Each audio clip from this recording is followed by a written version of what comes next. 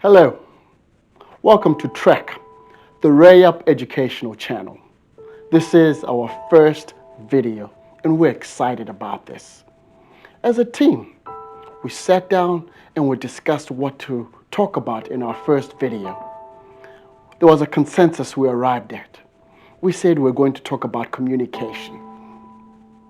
I sat down, thought, and reflected on that. Then I decided to revise everything again. I said, let's talk about safety, because we cannot communicate if we are not in a safe environment. Because honestly, let's look at it. Once all the physiological needs have been met, the need for air, the need for food, the need for sleep, the need for water, once all those needs have been met, the needs for safety become salient. We all have the right to want some kind of order. We all have the right to want some kind of predictability in our lives. And we also want some kind of control in the way we live our lives.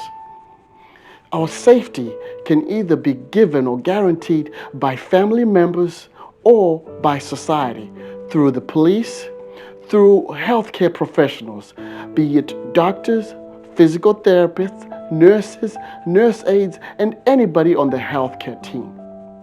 What if those people who have been entrusted to provide that safety to our elderly violate the trust?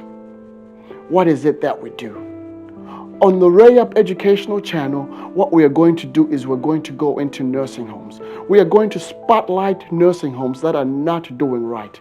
Here is a classic case I'm going to read about a family member, a daughter, that violated the trust that she was given in taking care of her mother.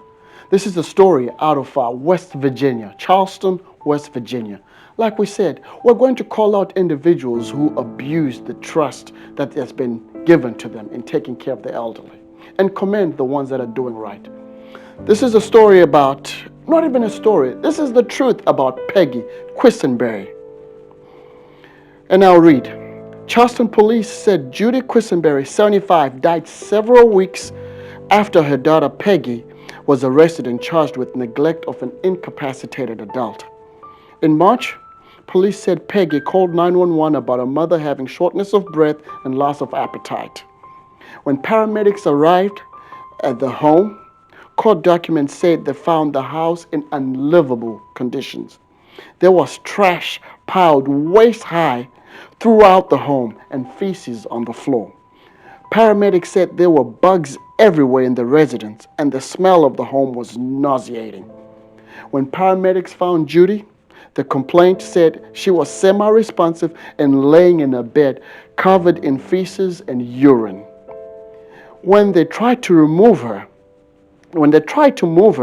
they said she was bonded to the blanket and on the bed, and her head was stuck on her arms. She had severe bed sores on her right side. This is a classic story of a daughter who's taking care of her mother and fails to provide just the basic needs. What do we do about things like this? I know, we get infuriated when you hear about abuse in children. Why? Because they cannot speak for themselves. We should just be as infuriated when this abuse is suffered by our elderly population. And what do we do? How do we address these issues when they come up? How do we identify and spot these issues and stop them from even occurring? And now that we've talked about, a family member violating that trust, what if your mother, your aunt, your grandfather is in a nursing home, an assisted living facility, and they suffer this abuse? They're not guaranteed the safety that they require. I'm going to read a few cases of some of the most egregious cases of abuse in nursing home history. And these continue to happen on a daily basis, but they go unreported. We are going to call out these nursing homes out by name, because if we do not do that, they will not improve. We want to spotlight where they are not doing right and give them room to improve. And at the same time, guarantee that this does not happen to anybody's mom, to anybody's father, and to anybody's aunt, to anybody's relative, to a loved one. It does not have to happen to any of the elderly. They do not deserve this. This is a Good Samaritan Society nursing home. This case happened in 2008, and I'll read. 6 teenagers who worked at Good Samaritan Society Nursing Home in Albert Lea, Minnesota, were arrested for abusing its residents. Most of the victims suffered from Alzheimer's and dementia. A criminal complaint said the teens would spit in the residents' mouths, spray them with water, and poke and grope their genitals. These cases continue to happen. I'll read one more case. This is Hacienda Healthcare Facility. This is in Florida. This story made national headlines. And I'll read. On December 29, 2018, a 29-year-old woman gave birth to a baby at Hacienda Healthcare Facility in Phoenix, Arizona. The woman had been in a vegetative state since nearly drowning at the age of 3. The staff was not even aware that the lady was pregnant. Weeks later, police arrested one of her caregivers, Nathan Sutherland, 36, after a DNA test matched him to the child and charged him with 1 count of sexual assault and 1 count of vulnerable adult abuse. This is a case that happened. It's a recent case. Many more go unreported.